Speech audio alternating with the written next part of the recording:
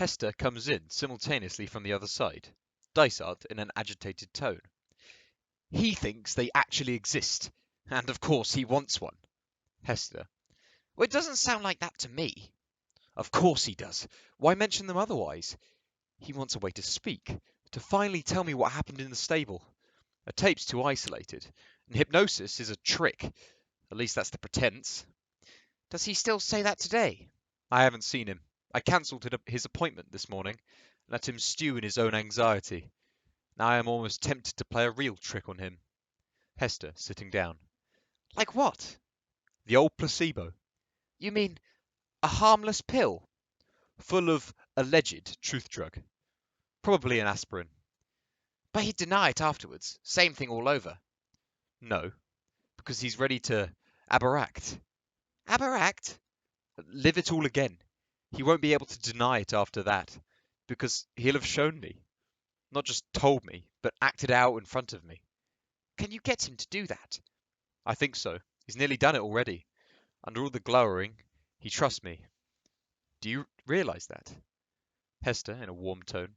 I'm sure he does. Poor bloody fool. Oh, don't start that again. There's a pause. Dysart, quietly. Can you think of anything worse one can do to anybody than take away their worship? Worship? Yes, that word again. Aren't you being a little extreme? Extremity's the point. Worship isn't destructive, Martin. I know that. I don't. I only know it's the core of his life. What else has he got? Think about him. He can hardly read. He knows no physics or engineering to make the world real for him. No paintings to show him how others have enjoyed it. No music except television jingles. No history tales except from a desecrate mother. No friends. Not one kid to give him a joke, or make him know himself more moderately. He's a modern citizen for whom society doesn't exist. He lives 1 hour every 3 weeks, howling in a mist. And after the service kneels to a slave who stands over him, obviously and unthoroughly his master. With my body I thee worship. Many men have less vital relationships with their wives. There's a pause. All the same, they don't usually blind their wives, do they? Oh, come on. Well, do they? Dysart in a sarcastic tone. Oh, you mean he's dangerous? A violent, dangerous madman who's going to run around the country doing it again and again? I mean, he's in pain, Martin. He's been in pain for most of his life. That much, at least, you know. Possibly. Possibly? That cut-off little figure you just described might have been in pain for years. Possibly. And you can take it away. Still, possibly. Then that's enough. That simply has to be enough for you, surely. No. Why not? Because it's his. I don't understand. His pain. His own. He made it.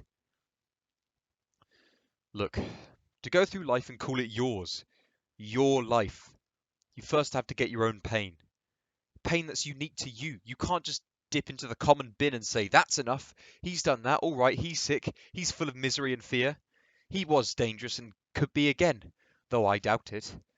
But that boy has known a passion more ferocious than I have felt in any second of my life. And let me tell you something, I envy it. You can't. Don't you see? That's the accusation. That's what his stare has been saying to me all this time. At least I galloped. When did you? I'm jealous, Hester. Jealous of Alan Strang. Oh, that's absurd. Is it? I go on about my wife, the smug woman by the fire. Have you thought of the fellow on the other side of it? The finicky, critical husband looking through his art books on mythical Greece. What worship has he ever known? Real worship. Without worship you shrink. It's as brutal as that. I shrank my own life. No one can do it for you. I settle for being pallid and provincial, out of my own eternal timidity. The old story of bluster and do bugger all. I imply that we can't have children, but actually it's only me. I had myself tested behind her back. The lowest sperm count you could find. And I never told her. That's all I need. Her sympathy mixed with resentment. I tell everyone, Margaret's the Puritan, I'm the pagan. Some pagan. Such wild returns I make to the womb of civilization.